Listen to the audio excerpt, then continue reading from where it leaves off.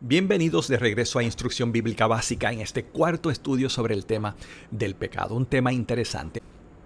Hemos visto que el pecado es infracción de la ley, o sea, transgresión, quebrantar el mandamiento de Dios, injusticia, desviarse o descarriarse, transgredir, desobedecer.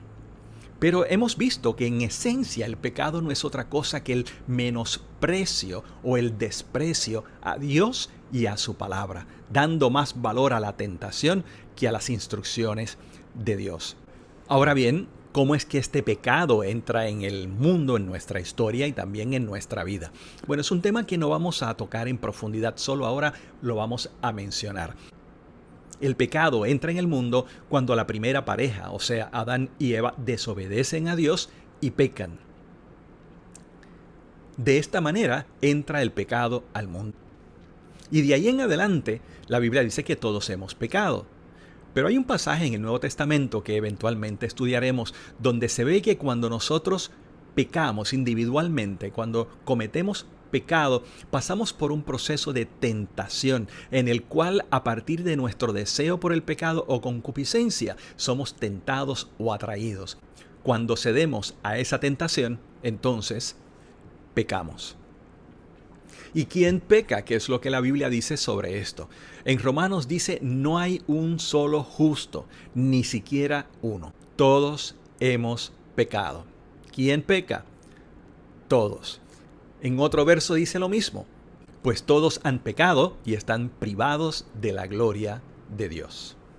Así que ¿quién peca? Contundentemente, todos a lo largo de la historia. ¿Y qué importa el pecado? ¿Qué consecuencias tiene el pecado en nuestra vida?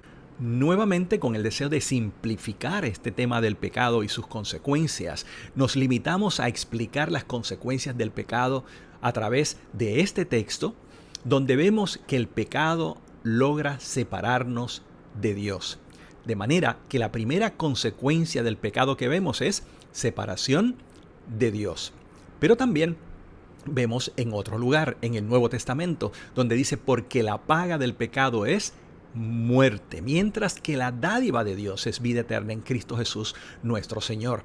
La muerte espiritual es consecuencia del pecado. Dios había dicho a Adán que cuando pecara moriría.